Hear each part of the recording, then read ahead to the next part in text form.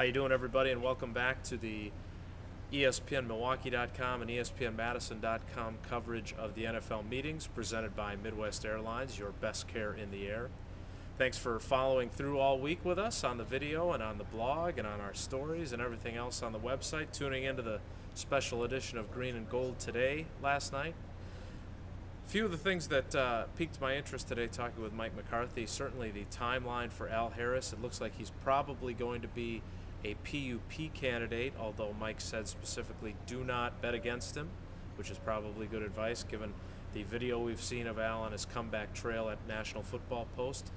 I think if anybody can be back in time for the regular season despite a significant knee injury, I think he's that guy.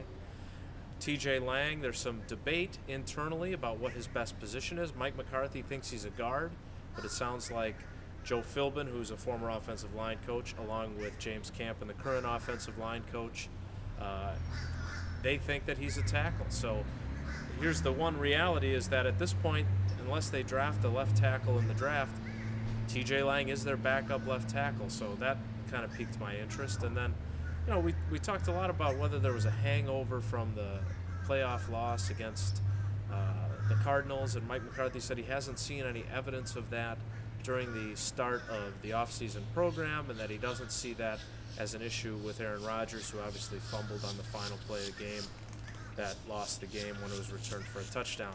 He did talk a lot about the importance of Aaron Rodgers improving how long he holds on to the football, but he also acknowledged that that's a difficult thing because obviously he's had a lot of success throwing the ball and making plays with his feet when he holds on to it for longer than maybe you would prefer. So there are some issues there that they'll still continue to work on, but Mike McCarthy said, look, I cannot go through another year with 50 sacks. And then finally, I thought the most important thing or the most interesting thing that took me aback a little bit was Mike McCarthy's thoughts on Jermichael Finley. You know, the tight end had just exploded onto the scene last season, and he was just terrific. And Mike McCarthy said he may be an all-pro caliber player if he continues to develop, but now he has to go from being a situational player who's successful in 40 or so snaps a game to now being successful as a starter who plays 55 to 60 snaps. And he also admitted that there's a little bit of a concern, just because he's a young guy, on how he's going to handle all the success that he's had. So those are some of the highlights. There'll be lots more in our Q&A session with Mike McCarthy, which you'll find on the site.